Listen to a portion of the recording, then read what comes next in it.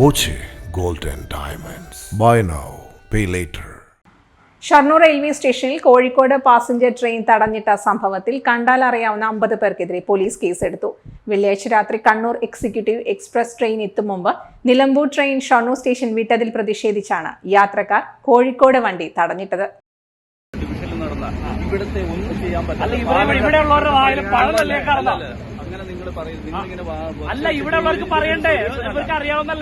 ഇങ്ങനെ ഒരു സൊല്യൂഷൻ ഇത് തിരുവനന്തപുരം ഡിവിഷനിൽ നിന്നാണ് ഇത് ഡിവിഷൻ സാറേ എന്ത് ഡിവിഷന് വന്നെയാണെങ്കിൽ ഇവർക്ക് പറയാം.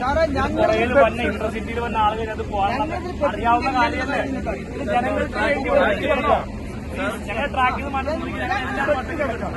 ഒരാളെ പിടിച്ചു.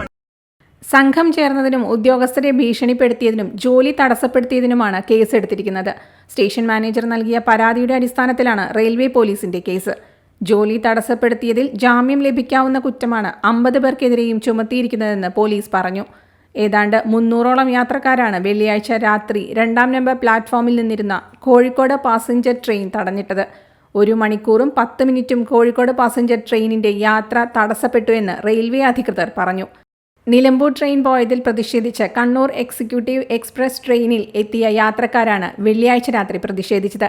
സംഭവത്തിൽ റെയിൽവേ പാളത്തിലിറങ്ങി നിന്നതിനും പൊതുജനങ്ങൾക്ക് ശല്യമുണ്ടാക്കിയതിനും റെയിൽവേ സുരക്ഷാ സേന കേസെടുത്തു. കണ്ടാൽ അറിയാവുന്ന 50 പേർക്കെതിരെയാണ് RPFും കേസെടുത്തിരിക്കുന്നത്. അതേസമയം യാത്രക്കാരുടെ പ്രതിഷേധത്തെ വലിയ കുറ്റകൃത്യമായാണ് കാണുന്നതെന്ന് റെയിൽവേ അധികൃതർ പറഞ്ഞു. ജാമ്യം ലഭിക്കാവുന്ന വകുപ്പുകൾ പ്രകാരമായതിനാൽ യാത്രക്കാരെ അറസ്റ്റ് ചെയ്താലും ജാമ്യം ലഭിക്കും.